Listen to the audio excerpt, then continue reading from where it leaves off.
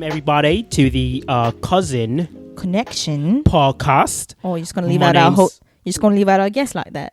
Oh my! We didn't even mention the names yet. Oh, sorry. Okay, go ahead. Okay, mate, chill.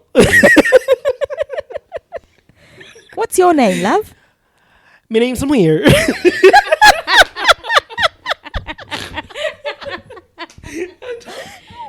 the hell is that? You better not take that out. I was trying to make that. I'm in me mom's car. Vroom vroom. I'm in me mom's car. Okay, I'm done. Okay. My name's Amir. My name is Sarah. And my name is Nabat. Yep, we got Nabat back-to-back Two episodes. terms. Two terms. Not like we're recording on the second day. You know, this is that audio podcast magic. I'm sorry, I don't know why I'm talking like that. Okay, so on today's episode, we are going to be talking about a somewhat serious topic, but you know, let's try and put a little spin on it.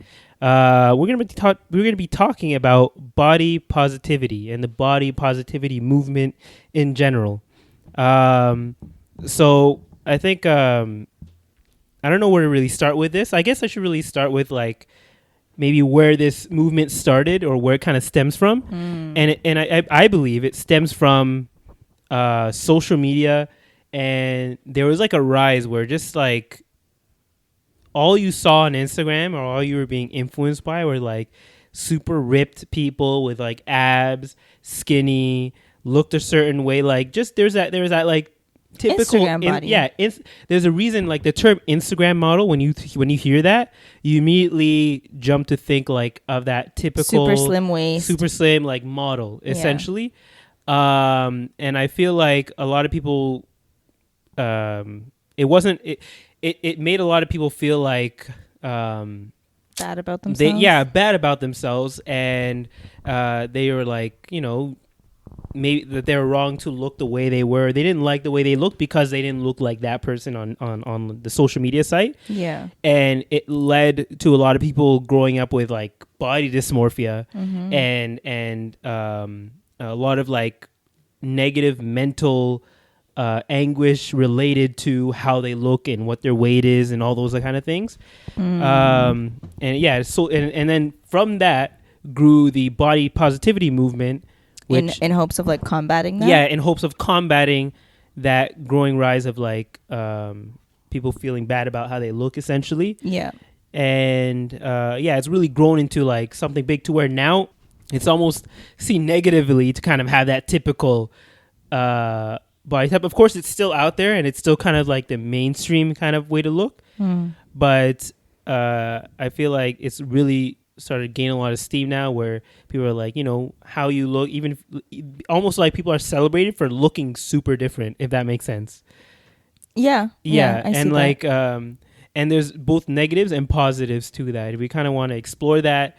But maybe we should get back to the whole idea of like body dysmorphia that's really came out of that. And I feel like, have you ever experienced? Yeah. So my experience with body dysmorphia, it's so crazy because I would have never. But the thing is that like, it wasn't for me. It sort of stemmed from social media.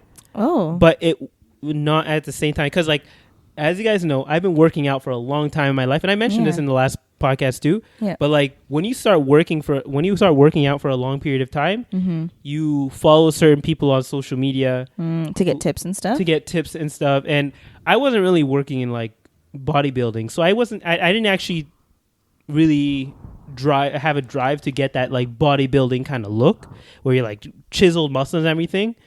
But after a while of working out, even the people who weren't super chiseled, they still had like a certain body type. Right. They were like, I've been working out for like 5 years now. Why don't I look like that? Why don't I have these huge muscles? Why can't I? And why can't I lift as much as they do? Get loud. Oh, am I getting loud? My bad. Let me pull this away a little bit. But yeah, like, why am I not getting as big as them? Like, what am I doing to kind of fail? Like, and then you start like nitpicking little things like, oh, maybe your gut sticks out a little bit more, your legs aren't as big as they should be. So like, it's kind of weird because it works the opposite way. Usually body dysmorphia is like you're you feel like you're too big and you want to get smaller. For me, I was a little smaller in certain areas where I wanted to get bigger. Like I wanted bigger legs, I wanted bigger like chest. Like I just wanted my arms. Yeah, my pecs weren't like. Is it pectacle? Your pecs. Your pectacle. What the hell's a pectacle? I thought it was called. You can tell you failed at biology or what is that body class? We literally had someone here who was like studying. Isn't that called a pectacle? I sound so stupid. Your pecs. Yeah, I think there's a longer word for it. I thought it was. I thought pecs was a short form. It is. What is the full word? Pectorial. Do you know? Yeah, pectorial. I was close. Okay. I redeemed you're myself. loud too. Look at you. My bad. See, I'm just saying. All right. But yeah, so there are certain things you kind of like start to be a lot more nitpicky. And it wasn't severe. It wasn't like I was super down on myself for it, but it was definitely something I wasn't aware of at first, and I had to be more aware of it and make myself aware of it. Yeah. And I sort of became more aware of it because other people started speaking about it. And like commenting on your body, you mean? Yeah, commenting on it. But I feel like a lot of people were like, whoa, Amir's ripped. But that's the thing, like your idea of ripped is very different from what my idea of ripped is, right? For me, my ripped is like your arms are at least like 16 inches. Oh my God. Your chest is like perfectly square. And it was both a negative thing and also positive because it did make me work a lot harder to get to those areas, and I did get to a lot of those goals that I wanted, even though it was kind of like it had like a negative motivation behind it of trying to look certain ways so I can look like those people on Instagram. But because you're so miskin, you never actually like showed it off. Like you didn't become an Instagram model. No, I don't like showing off too much. And the thing is, because I'm not a bodybuilder to begin with, if I was to go on Instagram and like do influencing when it comes to working out, I would probably be more centered around powerlifting, which is just like how heavy of a weight can you lift in either bench press, deadlift, or squats. But that wasn't what you were trying to do, was it? No, that's what I was trying to do. I was trying to lift more weight essentially, and also it was kind of more like a power building. They call it power building, where you're kind of mixing both bodybuilding and powerlifting. So you're trying to like sculpt your body a certain way, but also be able to lift a lot of weight. It's kind of hard to find that balance, and that's where I kind of struggled a lot. But of course now, because the gyms have been closed for a year, I've kind of been just working on like just more maintaining like more bodybuilding movements, because that's the only choice I have. I don't have extra weights to add. Right. But the body positivity, why is it so hard for me to say that? The body positivity movement. The one positive I really liked about it is that it exposed, at least in the fitness realm of side of Instagram, is that a lot of things you see are not the reality of the situation. Yep. Like, this kind of goes back to like the whole thing that we spoke about 2 episodes ago. Oh yeah, actually we already covered this sort of, so you can kind of go back to that, but also I'll repeat it here, is that like it all comes down to like lighting, what they ate that day, what time they took the photo, what the pump they had before the workout. So a lot of the things you see on Instagram are not the reality of the situation, and if you keep that in mind, it can really quell a lot of those negative thoughts you might have, and not lead you down the route of body dysmorphia. Do the guys that you like, I'm assuming you follow like guys for workout tips and stuff? Yeah, because I know like a lot of the girls, like women who work out and have workout tips, like they actually post pictures of like them before breakfast and after breakfast to show the bloating, to see like it's, to show that it's normal. Do guys that you follow do that? Well, that's the thing. Now the people that I do follow on Instagram are more like, they're not super, like they're all bodybuilders. No, they're all average powerlifters, so they're average. They all have guts. They of course they do try and like have certain body types, but so they'll joke around and like squeeze their stomach fat together and like show it in a photo, whatever. So I think seeing that side of it, whereas they're not taking it seriously, really helps in general. So that was my kind of introduction to it and my experience with it, I guess. So I want to know, like, do you guys have any experience with body dysmorphia in general, or know anyone who doesn't? Huh? Yeah. Who doesn't? Like, honestly, who like? I think, I mean, I do. I'm going to speak for myself. You know, you can speak too, but 100%. And I notice it more when like, have you ever looked back at old photos and I was like, oh my God, I was so skinny. And I remember that time thinking I was like the fattest person in the world. And you feel so uncomfortable in your body. And like, it's so sad because I remember like I could have been so happy at those times and I looked great and it sucks. And trying to change your mind from like, I used to always say that sometimes like when I look in the mirror, I feel like I'm looking into a fun mirror, like as in I'm bigger than I really am. Yeah. And that also translates into clothes. I remember I was shopping with your sister like years ago, and everything that I picked up was like always 3 sizes too big. And she's like, what is wrong with you? Like, you're already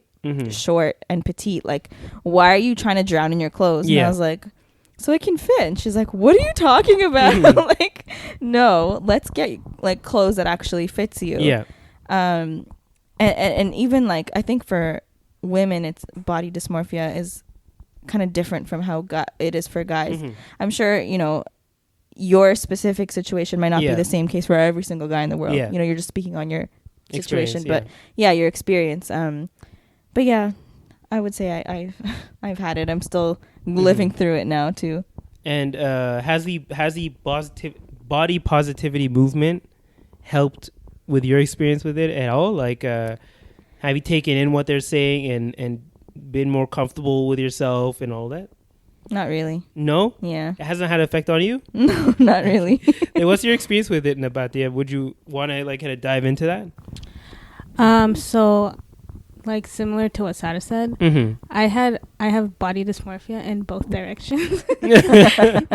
So like when I was in high school, I was always like the bigger person, but I wasn't like crazy big, right? So like, again, it was just like I always thought I was just so much bigger because like everyone else around me was so much smaller, right? And like I like, you know, you get your insecurities, whatever, and I like remember like deleting every picture I've ever had. I know those ones. Like, though I still got a lot of photos from when we were younger, so if you guys ever need them. Yeah, like there was a point when like you could probably not find a picture of me on Facebook. Instagram wasn't around then. But like on Facebook, I was very insecure with myself, and then I started getting comfortable with with my body to the point where like I was gaining weight, and I always thought like I'm not as big as like what the scale says or something, right? So I would just kept gaining weight, and like in the mirror when I looked at myself, I always thought I was smaller than I actually was. And it wasn't until like I started seeing myself in pictures and I was like, am I really that big? And like obviously like it got me to a place where like I'm obviously like I'm overweight and like I'm plus size now, but like I've gotten to the point where I guess the body positivity movement, it's like I'm very comfortable in my body now, like regardless of the size, like I've accepted who I am, and like I know like areas that like obviously like I could get more healthier, but I'm not like drowning in like my insecurities now. Like I'm so much more comfortable in who I am now compared to like when I was a smaller size. Like I'm like so many people like try to say like, oh, like plus size women shouldn't be happy about how they look because like people you're say that like they say like you're unhealthy, you're not, but like size doesn't make you healthy. There are a lot of people who like eat healthy all the time and they exercise like a good amount and they're still big, and I'm telling you there's a lot of skinny people who eat junk food all the time and they're barely exercise and they just have a metabolism that's on like 1,000 that they just never gain any weight. So like what you look like does not define health. It's like your lifestyle defines what how that if you're healthy or not. So I've gotten to the point where like I mean, I eat, most of my meals are healthy and everything. Like, I'm not like an healthy person just because I'm a plus size person, you know? So like right now I'm more like comfortable in like my body and obviously like I want to lose weight and stuff, but just for my own health, not just cause like that's what society thinks. Yeah, it's not like you're feeling outside pressure to do it. Yeah, like now I'm like so comfortable. You always see me taking pictures and everything. Stay like, confident and slay. Thank you. I remember that. That's my slogan. Exactly. But yeah, so that's where I am. Okay, and so, and I feel like our initial introduction to body dysmorphia unfortunately comes from the people that we live with, and like mom and dad. No, I'm just kidding. Yeah, no, like we can say like our parents, unfortunately, like they have an idea of what is healthy and like what's a healthy weight, and I've seen it in my own home. I've been the person to point it out, and other people. Of course, I don't do that anymore. Yeah, because now I see the ramifications of pointing out things like that. Because a lot of times a person is aware of it. Yeah.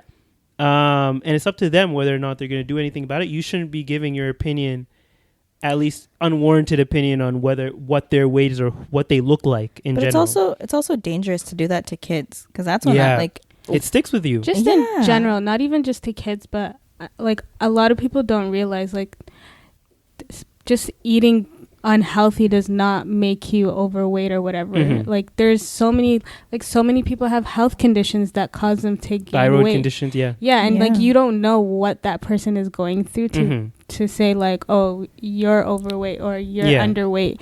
You shouldn't be like, you should be doing something about it.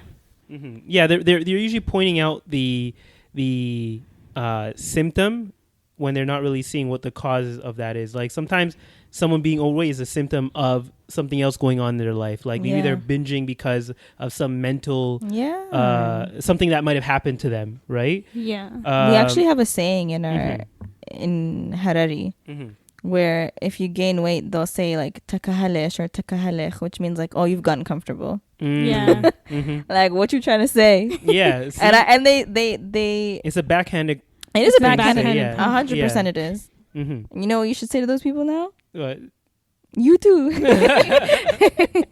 I'm just kidding. But unfortunately, like because of those early comments when a person is a child, like if they're overweight when they're a child, even if that person does choose later on in their life to lose weight, because of those comments that were made in their early life, even if they're at a healthy weight, like they look like any, you know, they've lost a significant amount of weight, they'll still think that they're overweight, to the point where it becomes dangerous, and actually can go the opposite way, where people might fall into like anorexia or bulimia or other eating disorders like that. Yep. So you have to be very careful about how you speak to people. I know we made our last podcast about like hijabs and how you speak to someone in that way and how you address that issue. It's just in general, just be kind. Yes, exactly. Like, I first of all, this topic really gets me, and I feel like I'm gonna be mad in this episode. No, you'll be fine. Just warning y'all from now. But why do you have to make it your business to comment on somebody else's body? Like, I'm pretty sure your body mass index isn't under 6%, so you should not be speaking. Even if it was, you should still not be speaking. By the way, the BMI is not a good indication. No, I know. I'm just saying. Like, and it's not even like, it's one thing for your parents to comment on it. Our parents, at the end of the day, they will always mean well. Yeah. Their delivery might suck, but they'll always... It's not my parents that get to me. It's the other people. Like random aunts or uncles. Like, well, why are you commenting on my weight for? Yeah. For real, though. Like, why? Even if they mean well, like, why is this... Is me being too skinny or too big that much of an issue to you? Like, am I eating up all the food in your house? It's always funny when I see an aunt doing it who's like more overweight than the person they're telling you to. Sorry, is that right? I'm just saying. Okay. Let's just move on. No, but it's just like they don't realize how much. Exactly what you guys were saying earlier. Like, you don't know why this person looks the way that they do, whether they're skinny or... Because I've heard both. Where someone says, oh, you're too skinny. It doesn't look good on you. Yeah. Or, oh, you should probably lose some weight. Like, you'd look so much prettier if you did. Yeah, and it really does lead to a lot of mental health issues and physical like disorders that people don't realize how that small comment they said. Because the thing is that when you're insecure about anything, if someone even like suggest something towards that insecurity, it blows it up so much more and can lead to down to like some negative rabbit hole where you start getting depressed. Like even the smallest comment can trigger something, right? So you have to be very careful about how you speak to people, especially when you're pointing out something that if you yourself were in their situation, you would know that you would be insecure about it. You probably shouldn't mention it at all, especially physical traits at all. Yeah, in general. And about you, I kind of touched on it where. Out of the body positivity movement came the health at any size movement, which is now it started off positive, but it's a very toxic community. Yeah, at least I feel, where unfortunately, like, so this health at any size idea essentially means like no matter what weight you are, you can be healthy, and there's only so far you can get to where you can be healthy. And now it's gotten to the point where there are people, social media influencers, who are morbidly obese. When I say morbidly, I'm talking about like 400 plus pounds, where it actually affects their movement. Yeah. And there's no way, like anything in excess is not good. Yeah. Anything excess, like there is an acceptable level to where you say, okay, this is you're fine to, you can still be positive. Even at that way, you can still be positive about yourself. Yeah. Where you don't feel negative. But when you start saying that I am healthy at these weights, that's where I start to kind of like get a little iffy. Like you're like, sus. Okay, yeah, it's a little sus. Are you though? And unfortunately, the toxic side of that is that there are people who are morbidly obese and they see this and it's starting to affect their health, because they say they're healthy at first, but eventually something kind of comes up. And then when they try to lose the weight, that community that they built up starts to go against them and say like, because they feel betrayal. They feel betrayed essentially. Yeah. Because at least in America, like there's this abundance, this excess of like everything. So there are a lot of people who are in that category of like morbidly obese. But that's a whole other topic. It's more so of like being quote unquote healthy or being slimmer. Not only does it it's not only just your activity, but it's also the food that you consume. Yeah, eating healthy is so expensive, so it's just harder actually, I'll get to that later on. Okay, I'll get to that. Okay, right. We won't save it. We'll cap it for now. Yeah, so that's just something I was really annoyed by when it came to the health at any size movement. It started off as something positive where people were saying, you can be healthy at whatever size you are, but we have to also address the fact that at certain weights, it can start to impede other parts of your life. And I guess what you define healthy as, it has some play there, but generally, like if you're in that category of morbidly obese, then you're not going to be healthy for a long period of time, if that makes sense. Do you guys agree with me there? Do you disagree? Like, what's your opinion there? I mean, it depends on what people see as being healthy. Because if you were really living a healthy lifestyle, you would probably lose the weight if you were morbidly obese. But then again, it's like, what is healthy to them? Like maybe, like, I don't want to make it like an assumption, because just because overeating is not the only reason people like gain weight. But let's say for someone, if they drank like 5 bottles of Coke a day, right? And then they go down to 1. Is that what they're considering healthy? But that's how you start. I know, but I'm saying like what is defined as healthy is what I'm trying to say. Like if they're saying that they're healthy, how are they determining that? The way that they determine, at least what I've seen, what they determine as healthy is essentially when you go to the doctor and the doctor says, oh yeah, your blood work is fine. Oh, like they don't have any like conditions caused by they don't have any conditions yet that are caused by obesity yet. And the reason I say yet is because it's almost like it's an eventual thing. Eventually, something is going to give. At least I feel that something is going to give. There may be some people, like we're talking about the 1 out of 1 million who are in that weight class, and can still live. Well, my idea of what living is different, but like they still exist and are able to kind of, live their life. You really just said they exist. You didn't even want to say they're living a normal life. I'm a little biased, but still, but yeah, they're still able to live like a full life. Essentially, they're able to live till they're, 60, 70, whatever you consider a full life. But that's like the exception to the rule.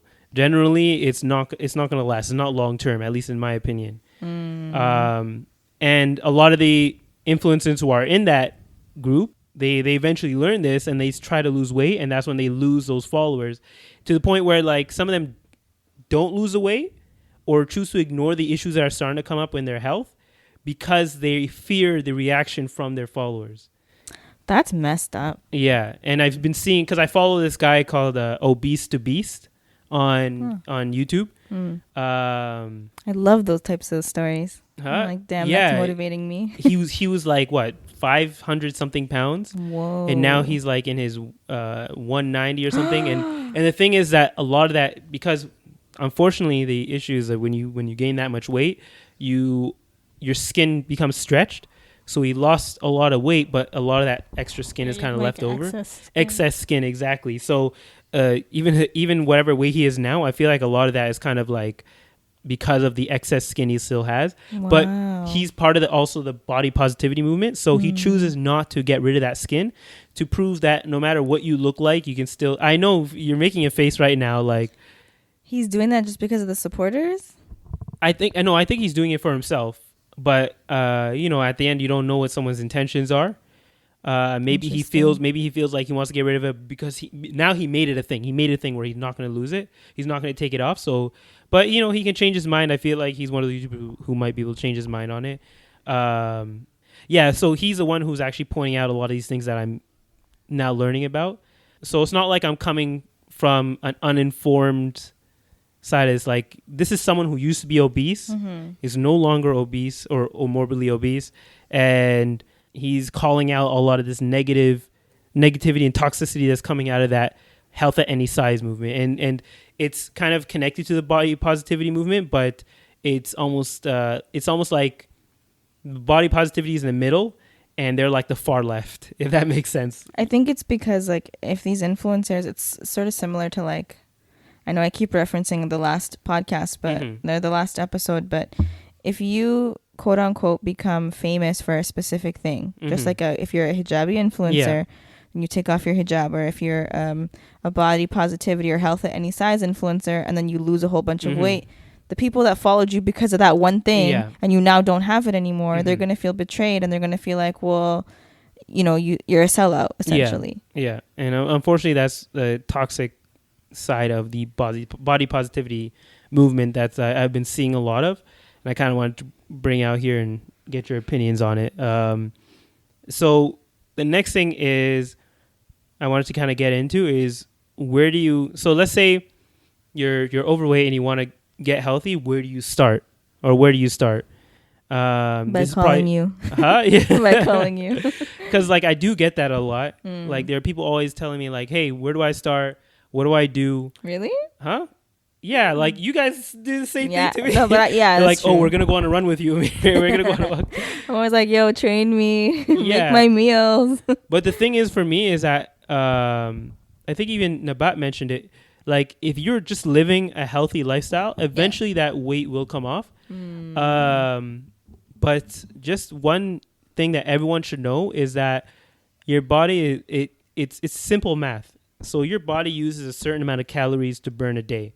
So let's say just by living, just by breathing and being alive, you burn like 1,500 calories a day. This is for a guy. For girls, like it might be low or whatever. And then if you account for like the walking around and moving, you burn like an extra 400 calories or 500 calories. So already let's say you're at 2,000 calories. So if you eat less than 2,000 calories that day or for like a week, you're in a deficit. You're in something called a deficit. Yep. So essentially your body will lose weight because if you're taking in less than what your body is putting out, just the simple math of it there, you're going to lose weight. And if you're eating more calories, so you're eating like 2,500 calories versus a 200 that you're burning, 2,000. You're definitely going to gain weight, right? But usually a lot of people, they tend to kind of like plateau at a certain level where they're eating just amount as what they're, just like where their weight is, just enough to kind of not gain or lose weight, or it kind of bounces over the week. And I feel like that's where a lot of people are. So let's say you just want to get started, the first thing you need to do is just get moving. I feel like everybody we live in a society right now. I feel like that's such a generic thing to say. We that's live how in you start your essays.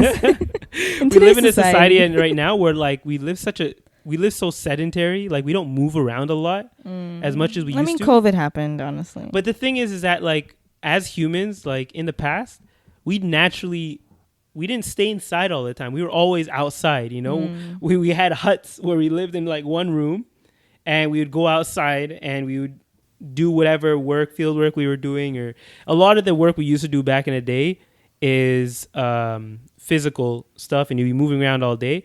And because of technology these days and like how things have changed, we're not doing that anymore, but our bodies are still kind of built for it.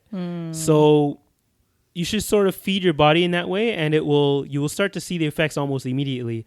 So the first thing I tell people to start doing is just start going on a walk every day. That's like the basic thing you should do. Yeah. Just start walking. If you want to track yourself, I feel like a great motivator, is getting like a smartwatch. Because smartwatches, they track everything you do, right? And the big thing that I check for is steps. And you can give yourself a goal. You can be like, okay, let's say you get the watch, or you can even use your phone. Yeah. Your phone can actually count your steps as well. And let's say before you even start going walks, you realize you're only taking like 1,000 steps a day. Let's say you say minimum I should get is 2,000 steps a day. And then that's maybe like a 10-minute walk.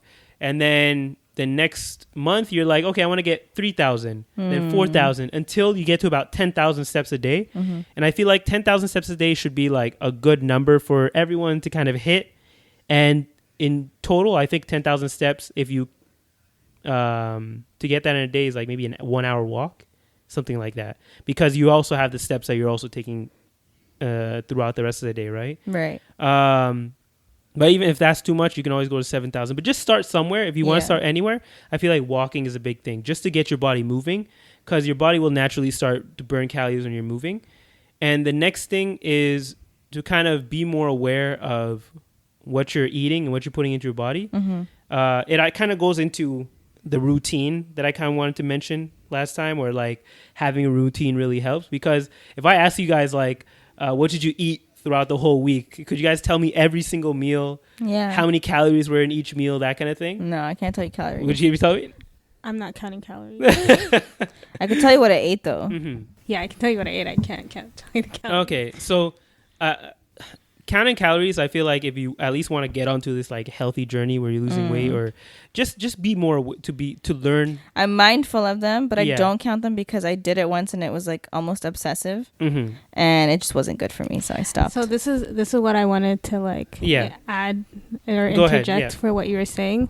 So I think part of like if you want to get healthy and stuff is finding what your bad habits are. So for everybody, it's not going to be eating, or it's not going to be like exercising. Like there's obviously different, like maybe it's your stress levels, like whatever it is. Yeah. So I think first it's like finding out what is causing you to like gain weight or be underweight, you know?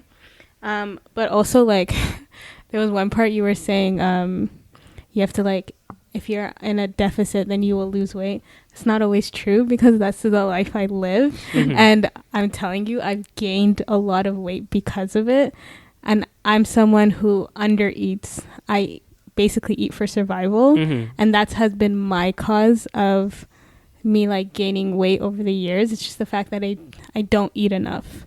But do you think that could be because in order to balance for the fact that you're not eating a lot on one day, you might eat more on the other day, and it depends on what you're eating? No. So for like, from what I've learned over the years is that like when you're not eating enough, like your body is in survival mode. So you're just, everything you eat just stays in your body. So like, yes, I eat mostly healthy meals, but there's like, if I'm not eating a healthy meal, then like all of that is like staying with me. There is some truth to that, because if you don't eat a lot of food, your metabolism will slow down as well. So you won't burn as many calories. So that calorie count thing that I was mentioning, if you're not eating a lot, if you eat too little, then your body won't burn as many calories in that day. if that makes sense. So like what you normal person may burn like 1,000 calories in that day, you would only burn like 500. So it would take a lot less for you to kind of go over that limit, if that makes sense. Yes, but then it's like, how do you calculate that? You know what I mean? It's like, because the calculator is so, like, it's a generic number. Yeah. It just checks your height and your weight and whatever. And it, so, like, for me, like, I've been through so many different types of, like, diets and strategies of trying to lose weight. And, like, I think it's more of, like, I know what works for me now. Yeah. So, like, obviously, like, I need more discipline to stick with it. But I know how to lose the weight. It's just... I don't do it. And I think that's the word that you just mentioned is something you'll never hear me mention when I'm telling someone to get healthy is diet. First thing, anyone listening to this, never go on a diet. I'm telling you right now, diets, they work maybe for some people, but generally they don't work. They're not a long-term solution. They're not a long-term solution. They don't build good habits either. Because if you try and diet and go on a certain diet, you won't. The goal is to build habits, build good habits, good healthy habits. And going on a diet where you kind of have to micromanage what you're eating for a certain amount of time, it doesn't work because like you don't want to micromanage for the rest of your life. You want to kind of get to a comfortable level where you kind of like eye things and be like, okay, this is how much I'm going to eat this day. This is what I'm going to do. But yeah, eating is, I think that's also the big step. So that's what I was going to mention next. After you're like walking and you're kind of getting moving, you don't even need to start working out. You just need to be more aware of what you're eating. And I know it's going to take work. Like if you're not willing to put in the work, then like you've already failed at the journey of losing it. Right. So I always suggest people to download an app called like MyFitnessPal. Yeah. Because MyFitnessPal, you can kind of, it has almost everything that has, anything that has a barcode, you can find it in there. And you can also find it some like, fast food shops too, like what their calories are.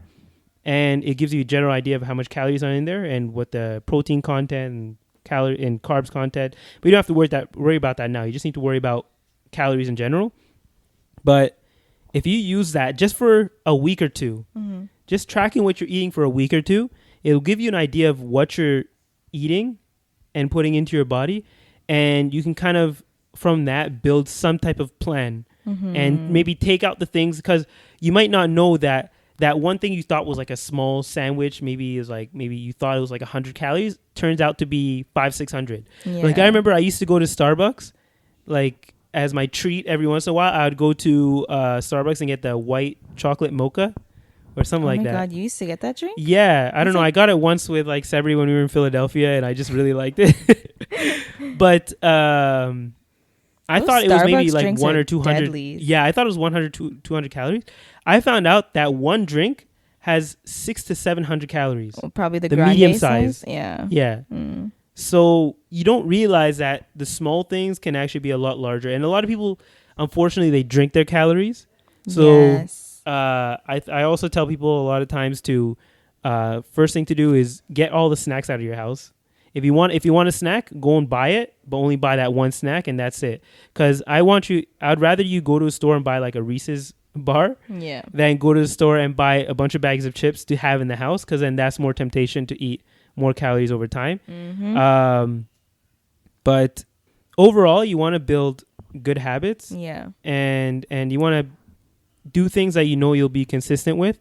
So I think the best way to do it is like exactly what you said. Start small. Make one small change. Yeah. Make small changes over time. Yeah. And I think they say it takes like 3 weeks to build a habit or something. So yeah. 3 weeks to build a habit, 3 months to change a lifestyle. Exactly. So wow. And remember, this is like a lifelong journey, right? Yeah. Oh, I was sorry. I forgot. I was mentioning the MyFitnessPal thing. Oh, yeah. Yeah, sure.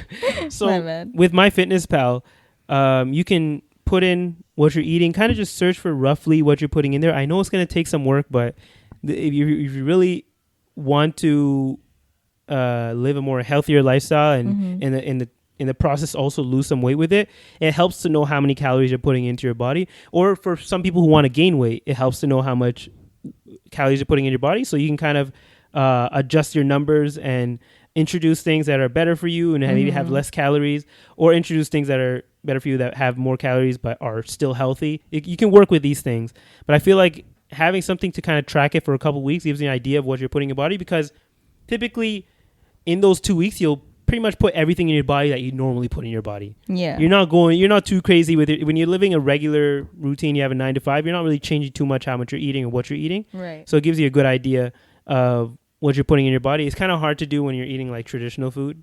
Actually, no, I use MyFitnessPal and I've put injera. Really? Yeah, they have there you go. So yeah, you can still put in traditional food too. So yeah. I was like, hey. So it really helps to have those. But or like I told you, when I was on keto, I was very particular. Like I wasn't just searching up like eggs with avocado. I hated when you mentioned keto, man.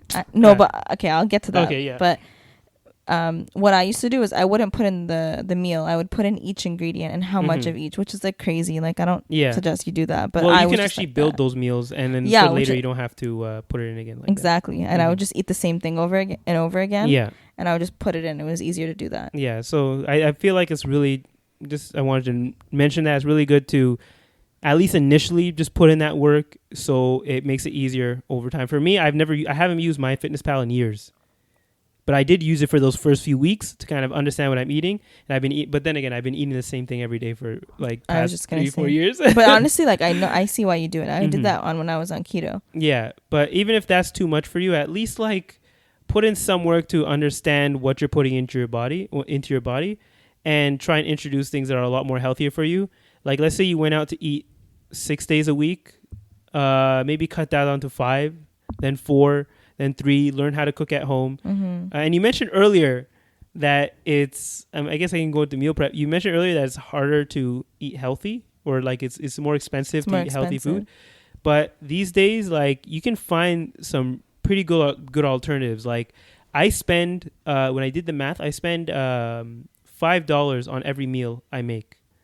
$4 to $5. Every meal of mine costs $4 to $5, and I'm eating chicken breast and salmon with almost every meal, like, and that really helps. And of course you can also get whey protein, which helps for people who are trying to put in more protein, but that's a whole other level. But generally what I'm trying to get at is that if you're trying to live a more healthy lifestyle, just introduce those habits over time, or those little things over time, and it will help. I know I've mentioned it before, but I just want to keep reiterating it, because I feel like this is something that a lot of people kind of feel like is overwhelming, because they're looking at the whole thing like they're looking at the end of the race before they've even taken their first step. Yeah. Did that make sense? Yeah. Does that make sense? It does make sense. Yeah. Maybe I said something nice and I just don't know what you No, it did. That's true though, because I'm like that. Yeah. So it can be overwhelming when you think about it. Like, oh, I have to lose like 20 pounds and like, how am I going to do it? I just want to rip it off my body. Yeah. I've noticed that for me, it's easier to make smaller goals. Yeah. So instead of saying like, oh, I want to lose 20 pounds, like, let's just try to lose 5. Like my goal is to lose 5 pounds. Yeah. And then when you hit it, it's like such an accomplishment that it motivates you to keep going. Yeah. Whereas if you're trying to lose like 20 pounds in a certain amount of time, then, and you don't get there, it's very discouraging. And then you're like, oh, it's not going to work. Let me just give up.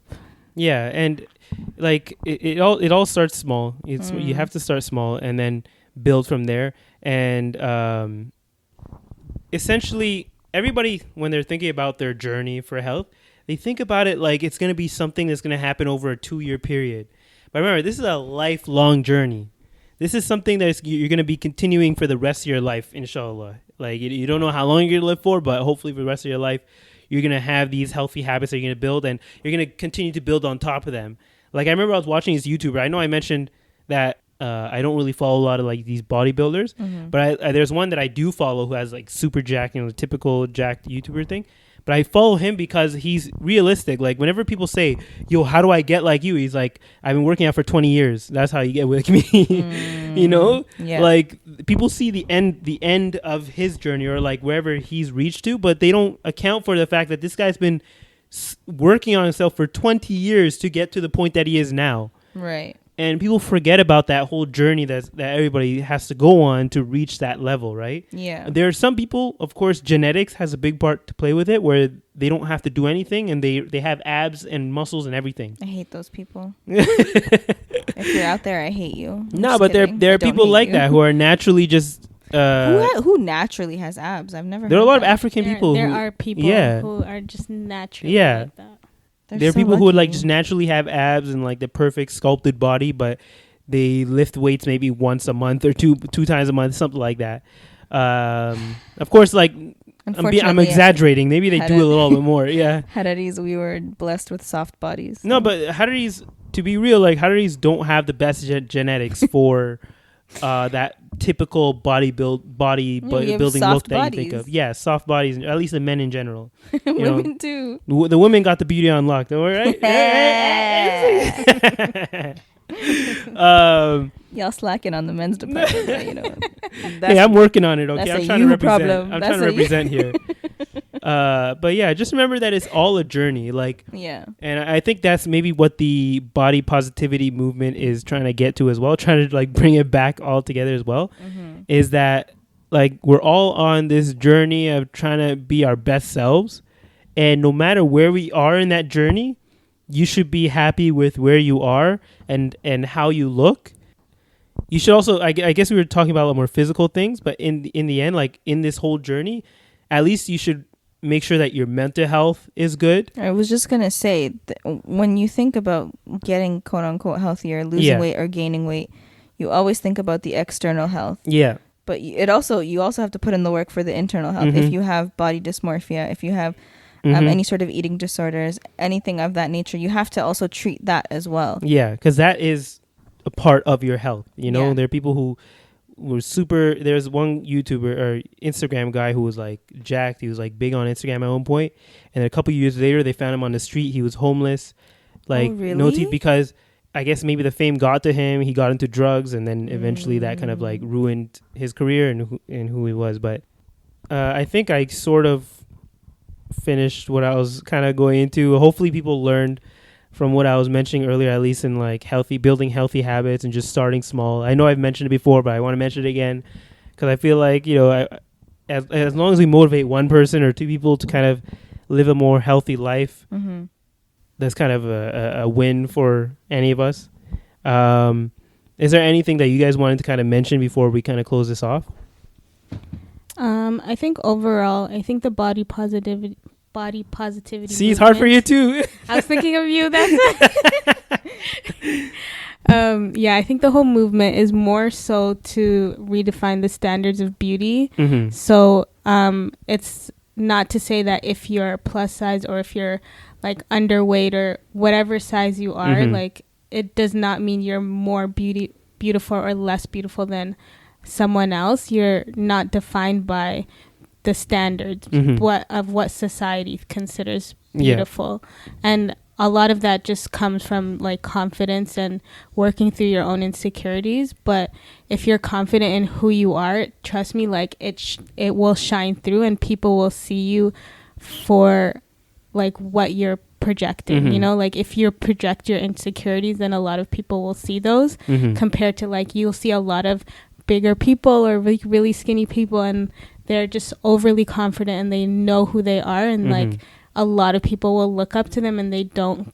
I mean, there's always people who are going to comment on your weight, but like a lot of people will like see that as like, oh, this person's so beautiful and like whatever. So it's more about like redefining the standards of beauty. Yeah. There's I remember in university,